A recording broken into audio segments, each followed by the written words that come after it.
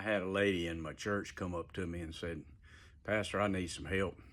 My husband and my son are both full of demons, and they're not going to get saved. They're not going to come to church. I can't do anything with them. They're mean. They cuss all the time, and they do bad things." And I said, "Well, what do you want?" And she said, "Maybe you could anoint a handkerchief like Paul did and give me a handkerchief and let me put it in their pillowcase." And I said, "Okay."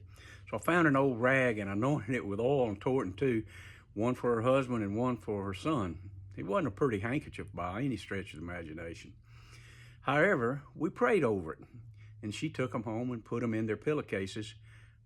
Let me tell you, the next Sunday, they were standing in church with her to give their hearts to the Lord. They had gotten totally delivered. All right, you remember that scripture in Acts chapter 19, verses 11 and 12?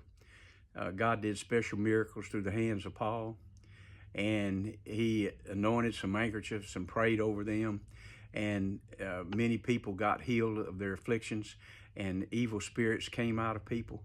Listen to me, those miracles happen today. It's okay if you want a handkerchief to put in your husband or your son's pillowcase, or vice versa. It doesn't make any difference where it is. What the key is, it's not the handkerchief, it's not the oil. It's the faith of the person that's seeing that take place. And there's nobody that loves their husband like a wife, and nobody that loves their son like a mama. So if you will, and you want to do miracles, why don't you get an anointed cloth from your pastor or something, and if he can believe in that, not call me. I'll do what I can.